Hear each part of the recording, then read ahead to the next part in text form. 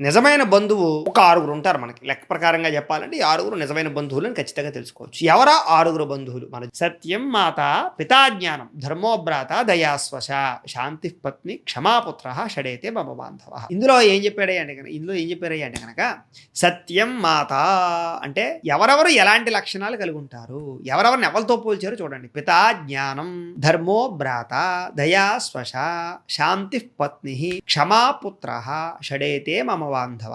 బంధువులు అంటే ఎవరు అంటే కనుక ఇక్కడ తల్ల, తండ్ర, లేకపోతే తమ్ముడు అన్నయ్యలా, లేకపోతే భార్య, లేకపోతే పుత్రుల, వీళ్ళ అంటే వీళ్ళు కాదుట. ఎవరు నిజమైన బంధువులు అంటే కనుక సత్యం మాత.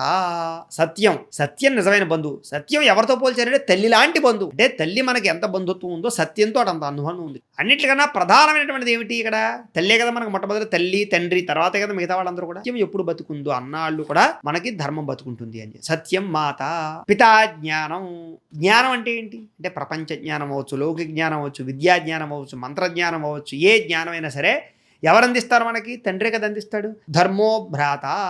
ధర్మాన్ని భ్రాత అంటే సోదరుడు అవుతాడు. అంటే అన్నగారు అవ్వచ్చు, తమ్ముడు గారు అవ్వచ్చు. అలాగే దయాస్వశ. దయ అనేటటువంటిది స్వశ అంటే మనకి ఇష్టమైనటువంటి వ్యక్తులు అవ్వచ్చు, వీళ్ళందరూ కూడా దయ. బంధువులు అవ్వచ్చు, ఇతరులు అవ్వచ్చు, మనకు తెలిసిన వాళ్ళు అవ్వచ్చు, ఇష్టపడే వాళ్ళందరూ మీద కూడా దయ కావాలి అంచేత దయాస్వరూపం అంటే. అలాగే శాంతి పత్ని. ఎప్పుడు కూడా భార్యను దేంతో పోల్చారంటే శాంతంతో పోల్చారు. కాబట్టి భార్య ఎప్పుడైతే శాంతంగా ఉంటుందో ఆ ఇల్లు నిజంగా స్వర్గధామం అంచేత శాంతి పత్ని. భార్య ఎప్పుడు శాంతంగా ఉండాలని చేత శాంతంతో పోల్చారు. క్షమాపుత్ర అంటే ఎప్పుడూ క్షమించబడేటటువంటి వాడే పుత్రుడు అవుతాడు. షడేతే మమ బాంధవ. ఈ లక్షణాలు, ఈ గుణాలు ఏవైతే ఉన్నాయో ఇవి బాంధవులుట.